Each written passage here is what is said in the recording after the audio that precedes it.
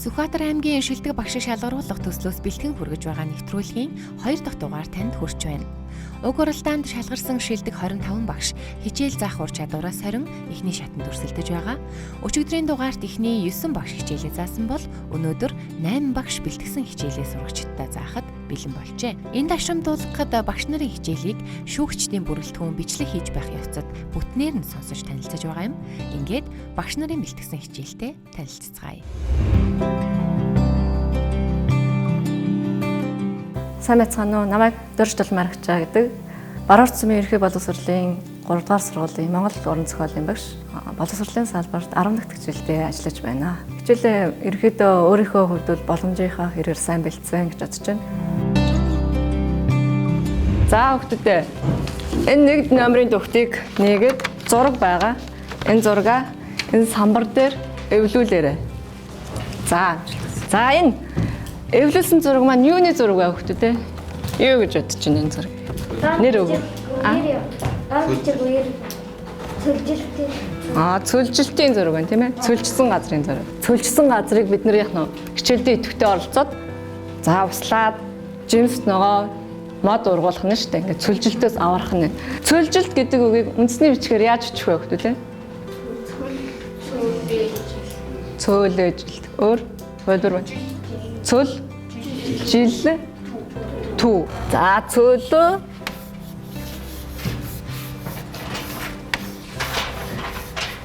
жил тэ. За цөл жил тэ байна шүү гэдэг юм. За энэ хүү язгуур үндэс дагавар хоёрыг зөв тохируулна. За баг бүрт 2 үг байгаа. Дагавараас зөвийг нь сонгож үг бүтээн. Тэгээд дараагийн багта эдний багийг дараагийнх нь баг үнэлнэ, танаа багийг дараагийн баг үнэлнэ гэдэг тойргийн аргаар бие биенээ үнэлж явна шүү. За зөв хэсгийг нь дараагийн багта харуулна. За өгөө бүтээгээд өргөж харуулна. Өгөө бүтээгээд өргөө тавуулж. Уншаарай. Гараа зүйтэй. За гараа гэдэг үгийг бүгдээ яаж бичих вэ? Гаргаа гэх үү? Гаруугаа гэнэ шүү дээ маш сайн. Яагаад гаруугаа гэж бичиж байгаа лээ? Холбог гэгшгийн дүрмээр за гэгшиг жиргэлж бичиж чинь тийм ээ маш сайн байна. За одоо бүгдээрээ саяны 2 үг бүтээсэн тийм ээ? 2 үг. За тэр үгээ бүгдээрээ хоршоо үг буюу зэрэгцэн нийлмэл үг болгоно. За яг адилхан бүтцтэй ойролцоо болон эсрэг утгатай үгээ олж бичгэнэ. Тухайн дагавраар бүтсэн.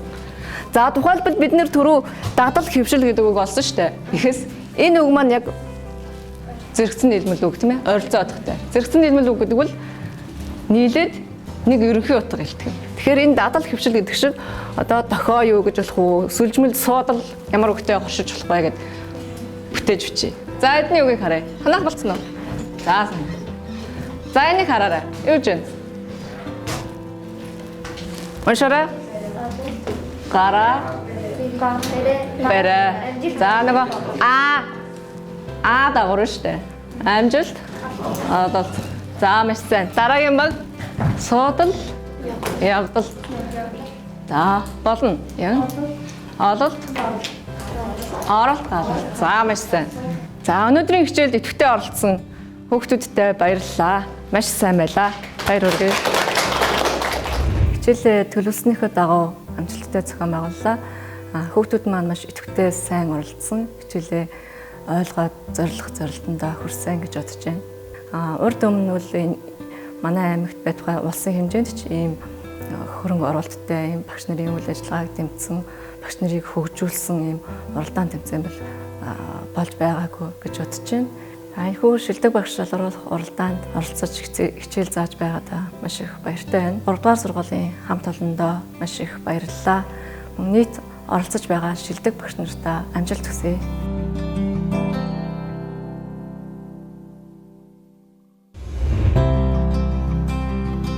За би Сүхбаатар аймгийн Дарган сумын Монгол хэл уран зохиолын багш Цэрмаа гэдэг.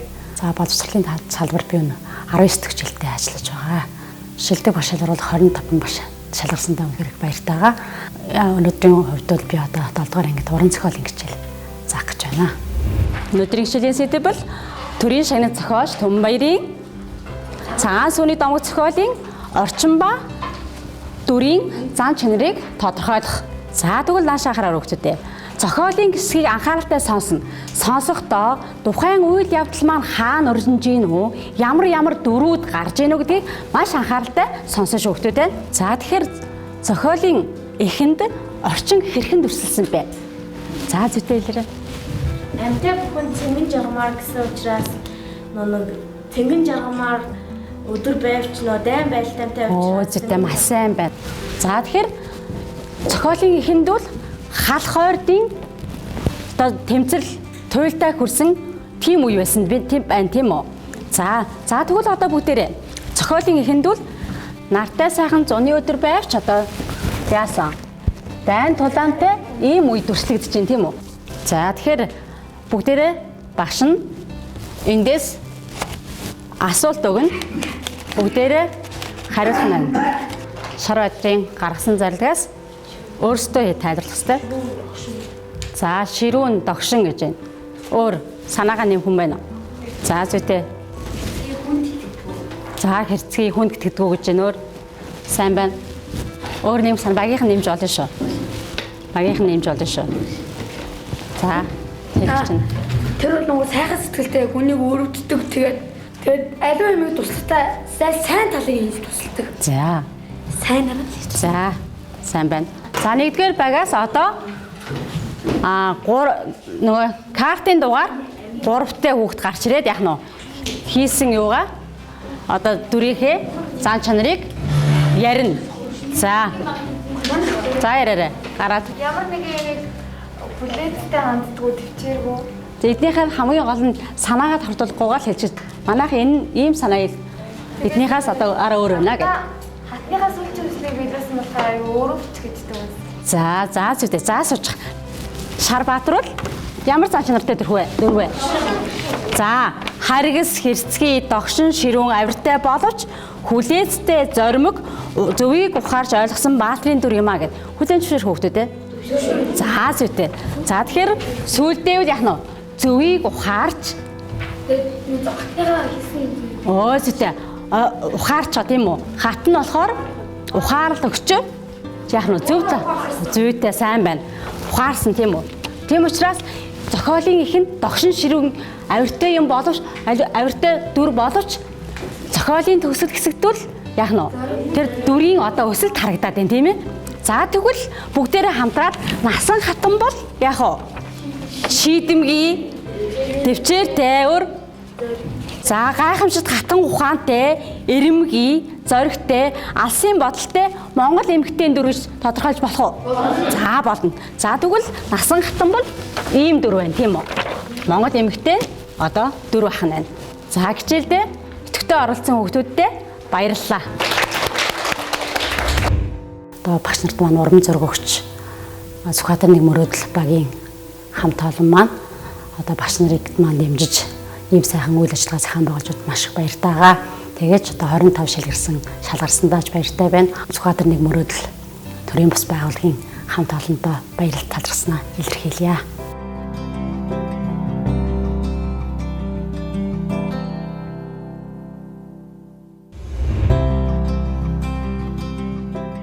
За сайн байцгаана уу? Намайг Баттуя гэдэг. Би ерөнхий боловсролын 4-р сургуулийн хөгжмийн багшаар ажилладаг. Энэ удаагийн шилдэг багш шалгаруулах 3-р шатны уралдаанд бол ерөнхийдөө 4-р ангийн хүүхдүүдийг сонгон авч оролцсон байгаа. Тэгээд манай хичээлийн нэг онцлогч нь бол хүүхдийг нөгөө хөгжүүлэх, хэмнэлийн сонсголод дуулах, бүжиглэх, хөгжимдөх нөгөө чадваруудыг хөгжүүлж байдаг онцлогтой хичээл учраас би энэ удаагийнхаа ээлжид хичээлээр хүүхдүүдийн хөгжимдөх чадварыг илүү түлхүү бариад тэр дундаа яг хэмнэлээр хөгжимдөх түүн дотроо найрал хэлбэрээр 3 хоолой салгаж хэмнэлээр хөгжимдөх чадварыг нь илүү ахиулъя гэд энэ хичээлийг сонгон барьсан байгаа. Тэгээд энэ хүү хичээлээ ерөнхийдөө өөрийнхөө хэмжээнд тодорхой хугацаанд бэлтсэн. Багш нь та нартай нэгэн тоглоомоор эхлүүлэхийг хүсэж байна. Энэ бол биеийн хэмнэл гэдэг хөдөлгөөний тоглоом байгаа. За тэгэхээр багш нь та нарт 4 янзын хөдөлгөөнийг хийж үзүүлнэ. Багшийн хийсэн хөдөлгөөнийг хөдөлгөөнд тус бүрийг дараа нь давтаж хийшээ. Заяа. Багш та битгий зэрэг хийгээрэй. За одоо та нар хийгээрэй.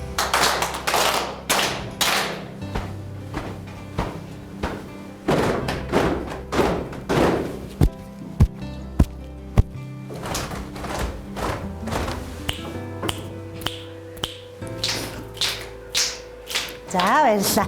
За хүүхдүүд энэ хөгжилтэй тоглоомыг та нар хичээлийнхаа завсарлагын цагаар тоглоцоож байгаарай заяа.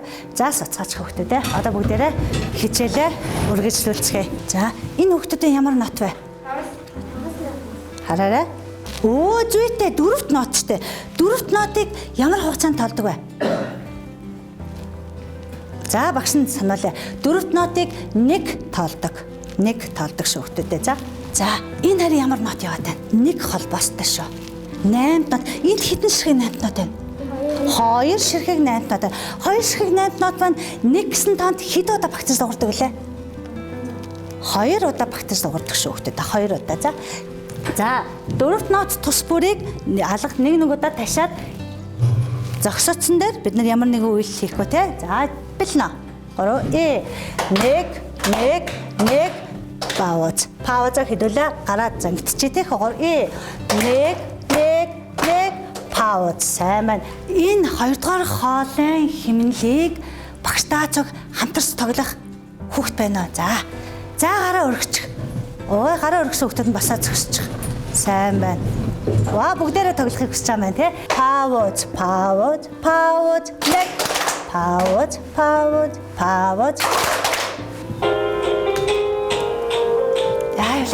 1 2 3 1. Ой нэг одоо алгадчихсан шүү тийм ээ. 1 2 3 1 2 3 1 2 3 таш дахлаа. 1 2 3 1 дахлаа.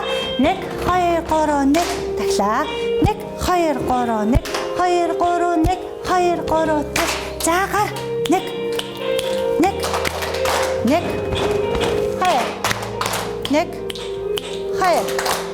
1 За бидний өнөөдрийн хичээлийн үр дүнд өөрийгөө үнэлж байсан тарах зөвхөн цагаан самбар даймранд ямар хэмнэл үүссэн байна. Багшийн давхар бичиж авсан хэмнэлтэй таарч нөө алид дэше өргөчих хүүхдэд багш руугаа харуулчих. Та багш нь хараа.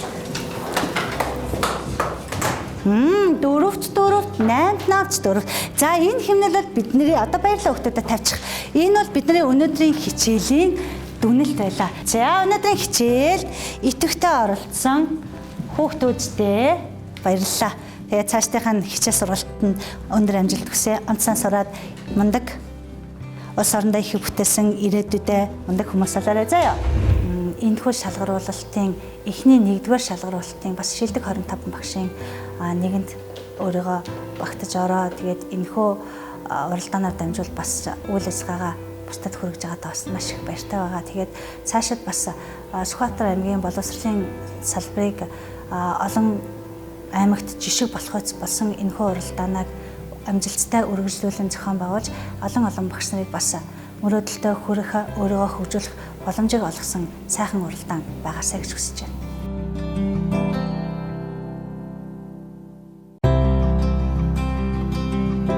Намайг Алтан Жимэг гэдэг Монгол Сумын сургуулийн Монгол бичиг уран зохиолын багш 2013 онд анх ажилд орсон. Одоо хүртэл ингэж сургуульд ажиллаж байна. Маш сайн бэлдсэн гэж бодож байгаа. Бэлтгэд маань ажлын маань хамт олон тэгээд аав ээж маань гэр бүл маань миний бүхэл дотны хүмүүс бүгд тусалсан. Жинчид хол нутагт ачаа бараагаа тушаагаад буцаж явлаа. Шүн дөлөөр нэгэн хот айлын хажуугаар өнгөрч байв. Гэтэл ухсарсан тэрний цаанаас том алтар нохой босон ирж учир зүггүй боргоо талхаа тэр нохойд яс хайж өглөө. Нохой олзоо шүүрэн авч харанхуйн дунд уусан алга болов. Тэгтэл зүүн дороос зүрх цагаан нохой дайраад ирж гинэ. Далхаа тэр нохойд яс хайж өгөв. Зүрх цагаан нохой уламж догширч уул нурууг дөргүүлэн боргоож гарлаа. Хажууд нь хүрэн ат унаад зэрэгцэн явсан цэрэнхүү түрүүжийнх нь Монгол удмын нохой биш үү гэхэд далхаа биш. Ол золонгуудаа аваад тагчиг болчихдаг тийм өчүүхэн амьтныг би хизээж хүндэлдэггүй юм гэжээ. За Зүрх цагаан гэж юу хэлсэн байна вэ? За нохоо хэлсэн байж Монгол нохоо хэлсэн байна гинэ. Монгол нохоо тэгвэл ямар байд юм бэ? Нохоо зоригтой байдаг гин. Өөр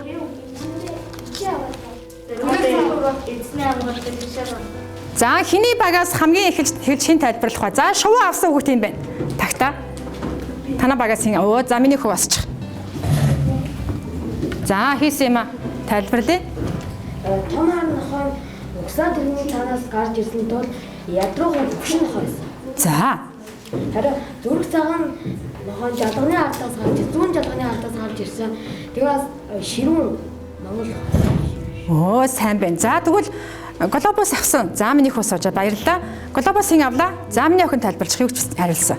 Том халтар нохоо угсаа тэрний цаанаас харин зүрх цагаан зүүн жалганы наанаас гарч ирсэн. Тэгээд зүрх цагаан нь болонгууд хүчтэй зоригтой. Том халтар нь болонгууд султаад юм. Султаа нохоо гэж юу? За сайн байна. Баярлалаа. Тэгвэл Монгол манхар маань ямар шинжтэй гэсэн бэлээ? Төвчээртэй, үнэнч, зоригтой. За ийм байна тийм үү? Тэгвэл үнэнч гэж юу гэсэн үг юм бэ? Үнэнч. Ядаргаа шүү дээ. Хүнээс урахгүй. Нэг хүнээс урахгүй байхыг хэлж байгаа тийм үү? Тэгвэл нохоо эдийн амьтан ч гэсэн бас ийм сайхан төвчээртэй, зоригтой үнэнч байгаа юм чинь бид нараа яасан? Бас Монгол хүн юм чинь төвчээртэй байх хэрэгтэй юм байна тийм ээ? Өөр яах вэ? Үнэнч байх хэрэгтэй юм байна. Хэнд үнэнч байх вүлээ? Найзынхаа нууцад та татгалдаггүй. Хадгалдаг. Тэр чинь л яасан? Найздаа үнэнч байгаа нь тэр шүү дээ тийм ээ? За баярлалаа. За жинтэй аян тамтаа гарсан 3 жин ачаа тээж ирсэн. За 3 жин тэмээ ачаа байна тийм үү? За энэ маань нөгөө жингийн цаваагаа хөтлж яваа. Жин чинь маань байна. За ингээд бид бүхний уран зохиолын хичээл дээр 3 жин тээж маш амжилттай өрсөлдөөнтэй явагдлаа. Багш та бүхэнтэй уулзсандаа маш их баяртай байна. Маш сайхан хүүхдүүд байна. Баярлалаа.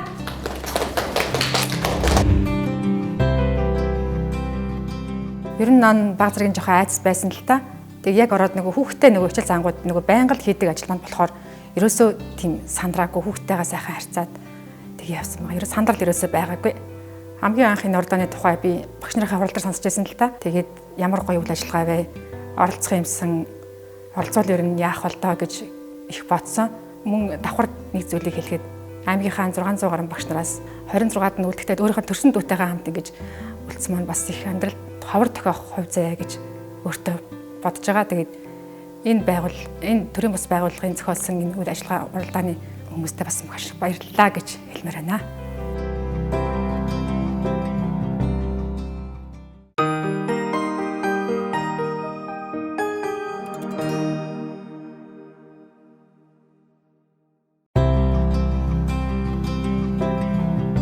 Намайг Бачргалын их наран гэдэг.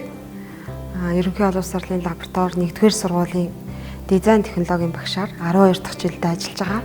Магадгүй одоо энд хичээлд сууж байгаа хүүхдүүд те ер нь энэ нэвтрүүлгийг үзэх хүүхдүүдэд багш мэрэгжил гэдэг ямар сайхан юм бэ? Багш мэрэгжил гэдэг хүнд ямар их мэдлэгийг өгдөг. Хүний ирээдүйн замд ямар их одоо зүг чигийг заадаг ийм хүмүүслэхийг бас мэдрэн байх гэж бодож байна. Дараагийн шатанд оролцох хүмүүс минь та нар бол дараагийн шилдэгүүд та нар чадна. Тэгэхээр багш нар маань өнөөдрөөс бас энэхүү уралдааны бас бэлтгэлийг хангаж эхлэх хэрэгтэй л гэж хэлмээр байна.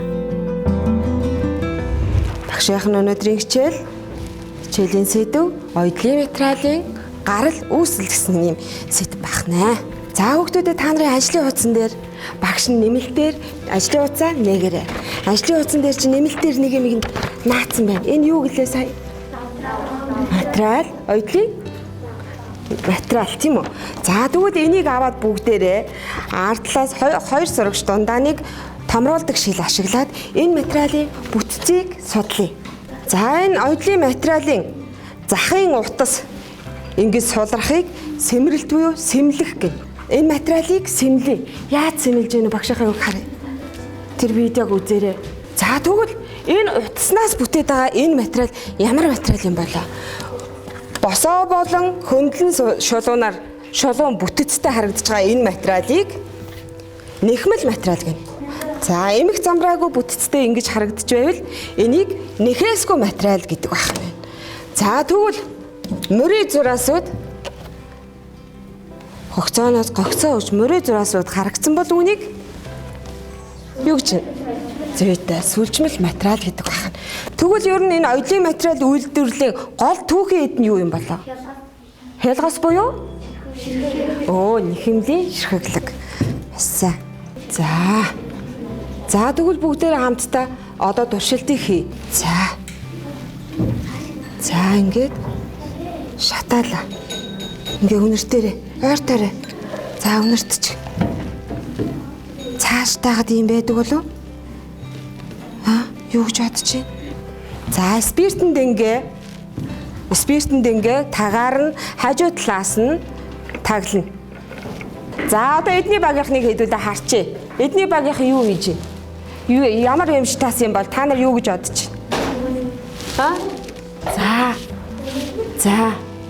За танах судалсан юм танилцуулъя. Гэтэ ямар өнгөтэй байсан бэ? Тэднийх ямар байлаа? Саарл байсан. Эднийх танах болохоор хар байсан тийм ээ. Тэгвэл бидний дүрмт хувцсанд ер нь аль нь хамгийн зөөлөн байсан бэ? Дүрмт хувцсаа өөрснөө бариад үстэй. Аль нь хамгийн зөөлөн юм бол? Цангаа юу? За энэ гадаргуу нь ямар байна? Гуссан. Өнгө нь ямар байна? Гадаргууг нь ингээ харахаар гэрэлд яаж вэ? Гялтганж. Энэ юу нь ямар ширхэглэг юм бол? Ямар ширхэглэлээр хийсэн бол? За, химийн, тийм ээ? Химийн. Тэгвэл цамц ямар юм бол? Сүлж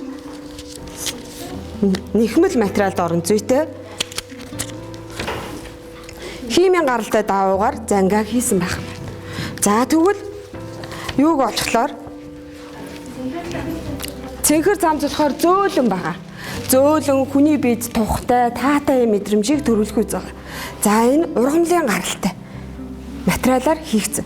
Тэр нь юу вэ гэхээр ургамл буюу байгалийн гаралтай буюу хөвөн даавуугаар бидний цамцыг хийсэн байгаа. Тийм ч учраас бид нар хэрвээ дотоороо зангааны материал шиг материалтай цамц өмссөн бол яах вэ? Бид чинь тийм ч таатай биш те. Тийм байх нь шүү дээ. За тэгвэл энэ ямар юм бол? Юу гэж бодож байна? Энийг эндүүдэж үтсэн үү хүмүүдээ? Та нар хуцаа эндүүдэж үтсэн үү? Үтсэн. Энэ гялаадгүй. Эндүүдгээр гялаадгүй. Юу бүгний чи хардл гялаадгүй. За тэгэхээр энэ болохоор ноосон ширхэглэгийг химийн аргаар ноосон ширхэглэгтэй өөр химийн бодисыг хольж хийдэг байна.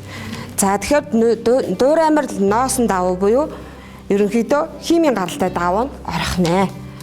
За ингээд хичээлд идэвхтэй орцсон хүүхдүүдтэй баярлалаа. Шилдэг багш уралдаанд нэхэмлийн ширхэглэг, оёлын материалын гарал үүсэл ширхэглэхийн тухай хичээлийг 6 дугаар ангид бэлтгэж заалаа.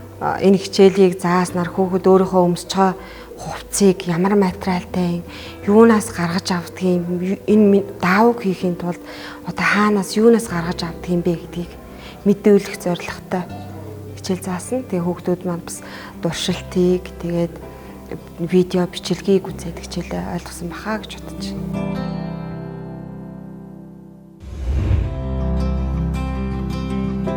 Намайг Бадамстын Батгалга гэдэг. Би 4-р сургуулийн монгол хэлний багш. Одоо 10 дахь жилдээ ажиллаж байна. Би өнөөдөр 10 дугаар ангид үндэсний өвчгийн хичээл орно. Монгол хэлний ойролцоо утгууд монгол өвчигт бас давхар явдаг тухай заана. Энэ залуусын явуулж байгаа зүйл бол маш их таалагдж байгаа. Багшийн хөдөлмөрийг үнэлж бодтойгоор харуулж байгаа. Баярлаж байна. За та бүхэн дэлгэц рүү анхаарлаа хандуулаарай. За энэ хоёр зурган дээр байгаа зүйл хоёр адилхан нэртэй хэсэг байгаа. Аль вэ? Энэ хоёр зуул адилхан нэртэй хэсэг байгаа. 100 зай. Тэгвэл энэ бас гутлын 100 зай. Гутлын 100 зай. Энэ хоёр үгийг Кириллд 100 зай гэж бичнэ. Дуудлага ажил, бичлэг ажил. Монгол бичих тэгвэл яа хэрхэн яаж бичих вэ? Хазаарын зузааг 100 заа гэж бичнэ. Яагаад тэгвэл энэ хоёр цагираг энэ хоёр гидсийг орлож байгаа гэж ойлгож байна. Энэ хоёр цагираг энэ хоёр гидсийг орлож байгаа. Гутлын зузааг завуу заа гэж бичнэ. Ингэж чинь ижил гэдэг үг дүр салгах адилхан тийм ээ. Гэхдээ ижил гэдэг үг монгол хэлд хоёр утга заана. Монгол бичигдэхдээ өөр бичигдэнэ. Ижил адил гэдэг хос тэгэхээр энд сая бид нэр 100 завны цагиргийг гидс гэж харсан бол одоо энд хоёр байгаа гэдгийг харна. Хоёр зүйл адилхан байна гэдгийг харна. Хоёр зүйл хос байна гэдгийг харна. Тэгэхээр жил хэвээрээ бичигдэх нь адил гэсэн утга. Ингээ олон болоод ирнэ. Жили гэдэг энэ 3 болоод ирвэл хоёроос дээш тоог олон тоо гэдэг учраас олон гэдэг утгыг заана гэж ойлгож. Хос одоо энэ ахаал хос гэдэг үг дүрс ялгалаа гэж ботход хос хоёр анз хос юу? Хос ижил. Өшөө хос гэдс малын хос гэдгийг сонсно. За хос ижил гэж. Тэгэхээр бид нэр энэ дэр хоос гэж харна. Хоёр гэдс яг адилхан байх хэрэгтэй ойрхон. Энэ нь болохоор хос. За энэ дэр ахаад бод гэдэг үйл үг. Бод малтай адилхан гэрэл дэр байна тий. Тэгэхээр бод гэдэг үйл үг бодоо гэж чинь. Бод гэдэг үгнээсээ цаашаа бодол гэдэг үгийг хөөж болно. Яагаад гэвэл бодол өмөрхөөрөө бодол чинь та нарын бодлууд одоо тэр үсэг дээр билүү гэж бодохоор л бодолж байгаа шүү дээ. Яг түүнтэй адилхан бодол гэдэг үгийг гаргаж ирнэ. Тэгэхээр дүрс ялгах бичих үгсээс өөр үгсийг гаргаж чадах чадвартай л болж ийн гэсэн. За тэгэхээр өнөөдөр бид нар дуудлага, бичлэг ижил, гэрэл бичигдэг утга зөрүүтэй үгсийг үндэсний бичгээр эхний удаа бол дүрсийг хөөж бичсэн тийм ээ. Дүрсийг хөөж зөв бичих арга. Дараа нь үгийн гарал буюу утгаас нь хөөж зөв бичих. Тэр утгаар хөөж олон үгийг цааш нь олж бичих. Тийм л утгыг би заах гэж үзлээ. За өнөөдрийн хичээл дуслаа. Баярлалаа. За намайг Ариун Цэцэг гэдэг. За Сүхбаатар аймгийн Асах сумын ерөнхий боловсролын сургуульд биологийн багш мэргэжлэр ажилладаг. 2007 онд Монгол Улсын их сургуулийг биологийн багш мэргэжлэр төгсөөд төрөлх сургуультай ирээд одоо 14 жилдээ ингэ тасралтгүй ажиллаж байгаа. Орлоо өнөөдрийн хичээлийн сэдэв маань бол хүнсний бүтээгдэхүүнд цардуулыг туршлаар илрүүлэх гэсэн хичээл байгаа. Ерөнхийдөө нөгөө шилдэг багш шалгаруулах 20 дугаар шатны уралдаа маань явагдаж байна гэж сонсоод ерөнхийдөө 7 хоног л орчим бэлтлээ л дээ. За багш нэг ширээн дээр чинь сүүс бүтээгдэхүүний нэр төрөл тавьсан байгаа. Үүнийг багаараа харж ярилцаад 100 г хүнсний бүтээгдэхүүн буюу 100 г бүтээгдэхүүнд агуулгадж шин бодисуудын ажиглаараа ямар бодисууд хэдий хэмжээтэй агуулгадж байна гэдгийг тус бүрдээ өөрсдийн ажлын хуудсан дээр тэмдэглэнэ. За даалгавраа эхлэх хүмүүстээ хүнсний бүтээгдэхүүн дотор нийтлэг нэг зүйл ажиглагдаж байна багшд нь бол та нарт юу ажиглагдаж байна вэ? Хүнсний бүтээгдэхүүний илчлэг. За өөр. За хэл чөлөөтэй хүмүүстээ. Сахар байна. За тэгвэл багш нь өнөөдөр яах гэж энэ хүнсний бүтээгдэхүүний та нарын ширээн дээр байрлуулсан юм бэ гэхээр ингээд дөрвөлнгийг харахад хэмжээ нь хэдийгээр яах нь өөр агуулгадж байгаа боловч тийм ээ. Ерөнхийдөө хүнсний бүтээгдэхүүний 100 г хүнсний шимт бодисын агуулмжийг харахад бол нүүрс ус, уураг, уух тос, ишлэг гэсэн зүйлүүд дөрвөн багт дөрвөлн дээр нь яах нь гарч ирж байна гэсэн. За энэ 6 төрлийн хүнсний бүтээгдэхүүн маань бол сонгон, пүнтөөз, алим, төмөс, за гурил, өндөг гэсэн 6 нэр төрлийн бүтээгдэхүүний дээжээс авчирсан байна. Эдгээр хүнсний бүтээгдэхүүнүүдэд цардуул агуулгаддаггүй, эс агуулгаддаггүй гэдгийг хэдүүлээ дуршилтаар илрүүлнэ гэсэн. Дээжээ хийсэн бол усаа хийх болно хүмүүстээ. Пүнтөөзөө хийсэн үү? Усаараа даашлуулж болно шүү дээ, тий? Усаад ахиухан хийчих юм бол пүнтөөз маань даашлуулж чинь тийм ээ. Цардуул агуулсан хүнсний бүтээгдэхүүн йод маань хөхөнг үзүүлдэг. Тэгэхээр пүнтүүц гурил хоёрын хувьд бол гүн хөхөнг үзүүлсэн байна тийм ээ. Төмсний хувьд яагаад хөхөнг үзүүлсэнгүй хүүхдүүд юу гэж бодож байна вэ? Энэний хувьд бол яах нь уулын цардуултаа шүү дээ. Ингээд яах нь одоо йодын усамлалаа хийгээд хөх өнгөтэй болтол нь хэдүүлээ яах нь найруулад үзэхэд ямар ч байсан өнгө нь яах нь уул нь өөрчлөгдөж хөх өнгө үзэх хэрэгтэй тийм ээ. Тэгэхээр яг төмсний хувьд бол уул нь хөх өнгө үз төмс чи цардуултаа шүү дээ. Цардуултаа гэдэг нь бид нар амьдрал хувьд дээр мэддэг. Яа тэгэхээр төмсийг нөгөө яах нь удаан буцалгаах ингээд угаахад яг ус нь цайвар өнгөтэй байдаг. Энийг яаж нэг цардуул агуулж байгааг илэрхийлэх гэсэн. Амьдрал ахуй дээр бол яах нь цардуултаа үгүй юу гэдгийг бид нар өдөр тутамдаа мэдж болдог. За нэг жишээ юу гэхээр бид нар цагаан будааг усанд угаадаг тийм ээ. Цагаан будааг угаахад ус нь яадаг вэ хүмүүстээ? Цайвар цагаан өнгөтэй болдог. Энэ нь яаж юуг агуулсан гэсэн үг байна вэ? Цардуулыг агуулдаг. Гэхдээ йодоор бол бас яг нь хүнсний бүтээгдэхүүн цардуул байна уугүй гэдэг амархай үүсэж болохоор байгаа зү тийм ээ. Болохоор гэсэн. Тэгэхээр энэ маань цаашдаа дараагийн хичээлүүдээр та нарт энэ өөх, досоо, сахар болон уургийг таньдаг урвалжуудыг багш нар чинь юуны биологийн хичээл дээр туршилт болгоод угаасаа ийм хичээлүүд байдаг. За цааш ингээд явуулах гэж бодож байна. За өнөөдрийн хичээлд идэвхтэй оролцсон хүүхдүүдэд баярлалаа. Дараа дахин уулзсан ерөөл тавья хүүхдүүдээ. За. Ерөнхийдөө багш мэрэгчлээ осондооч баярлалдаг. Тийм илүү ч тийм бахарах сэтгэл төрсэн байгаа. Тэгэхээр ерөнхийдөө энийг бол одоо энэ уралдаанд орсноор өөрийгөө нээх тийм ээ улам хөгжүүлэх цаашаага хүүхдүүдийг илүү их сурж боловсрох ялангуяа мэдлэг чадвар эзэмшихээсээ илүүтэйгээр хүүхдүүд маань харилцааны тийм ээ хүнтэй мэдлжтэй төлөвшөлттэй ерөнхийдөө нэг хатуу чанар биш зөөлөн чанарыг хөгжүүлэх тал дээр илүү төлхөө нүд юм харж нүд тайлна гэдэг шиг олон багш нарын туршлагаас олзаад надад хувьд бол маш том боломж нэгдэж байгаа гэж би хувьдаа бодож байгаа.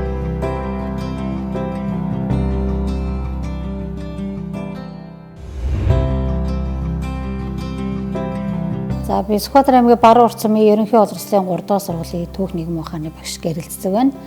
За улсад 20 жил боловсролын байгууллагад 18 дахь жилдээ ажиллаж байна. За тэмцээнд бол өөрийнхөө хэмжээнд ямар ч байсан тодорхой хэмжээгээр биелсэн. За миний хичээлийн онцлог бол ерөнхийдөө би нөгөө саяны сургалтын хоцролыг арилгах үүднээс явуулж байгаа танхимын болон хослолсон сургалтыг явуулах гэж оролцсон. За 20 сурагчаас маань гадна бол зүүмөр 3 сурагчийг урилгаар оролцуулсан байгаа.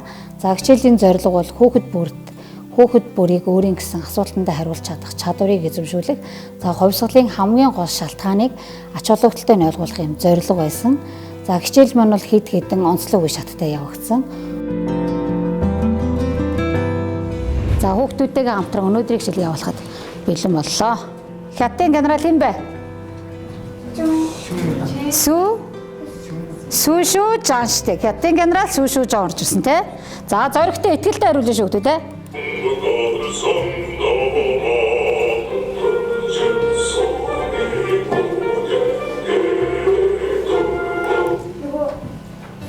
За хэл. Автономит нөгөө юугийн эрхийг зуцалсан те. Автономит гэж юу тэгвэл? автономит гэдэг нь нөгөө тэр одоо колонцсон гэх юм уу ус ингээд өөрөө ингээд өөртөө засах буюу дотоод эрх мэдлээ өөртөө авч явах асуудал асуудал тий. За тэгэхээр Монголын өөртөө засах эрх өгсөн гэсэн юм уу.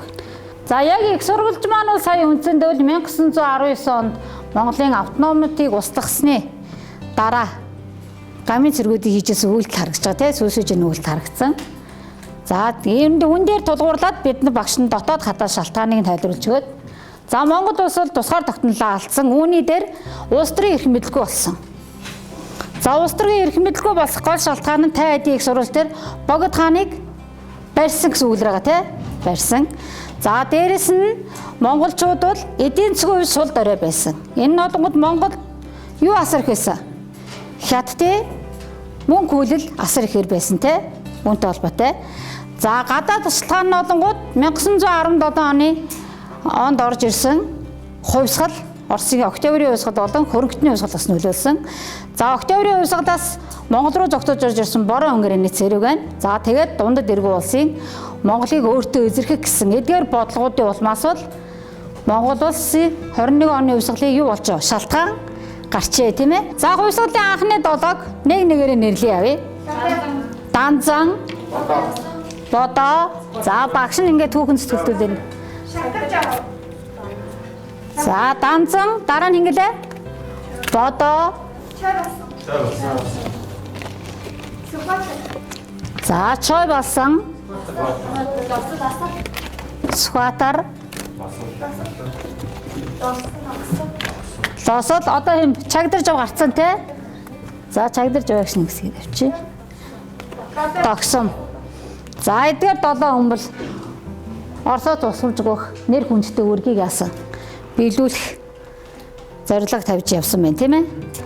За ингээд монголчууд усгаар тогтнолоо олж авсан энэ үеийг илэрхийлсэн түүхэн дуунууд маш их байдаг.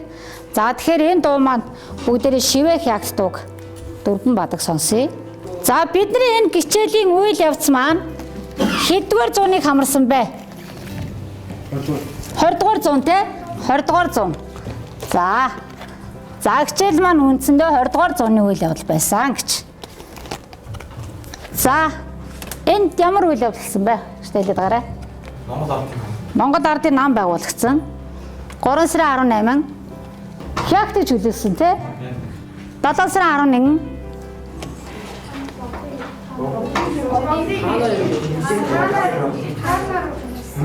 За бид нар 7 сарын 11-ийг одоо ямар баяр гэж тэмдэглэдэг вэ? Наадам гэж тэмдэглэдэг. За энэ бол үндсэндээ нийслэл үүрэг бороо өнгөрнөөс чөлөөсөн өдөр ахна ш тэ. 10 сарын 2-нд ямар үйл явдал болсон? Онтооллын ихэнд байгаа те.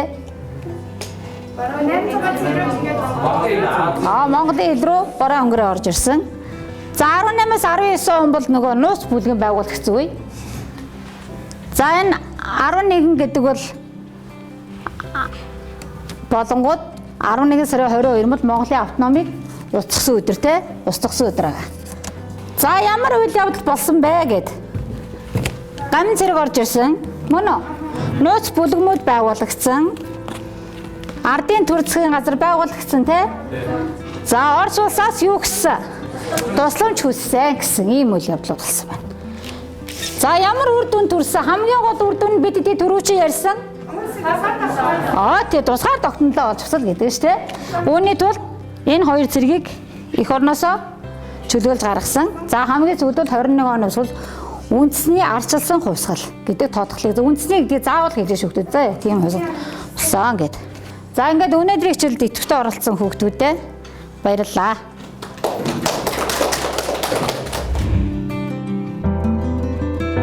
За нэг мөрөл төрийн бас байгууллагаас явж байгаа энэ уралдаан бол одоо багшийн үнэлэмжийг бас маш их дээшлүүлж өгсөн, багшийн нэр хүндийг олон нийтэд сурчилж өгч чадсан ийм бас нүдэ олсон уралдаан тэмцээн байлаа гэж үзэж байна.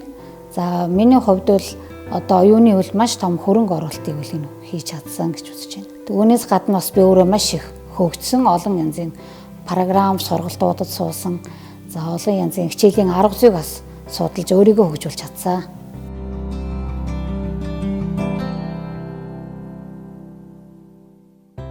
Сүхбаатар аймгийн шилдэг багшийг шалгаруулах төсөл амжилттай үргэлжилж байна.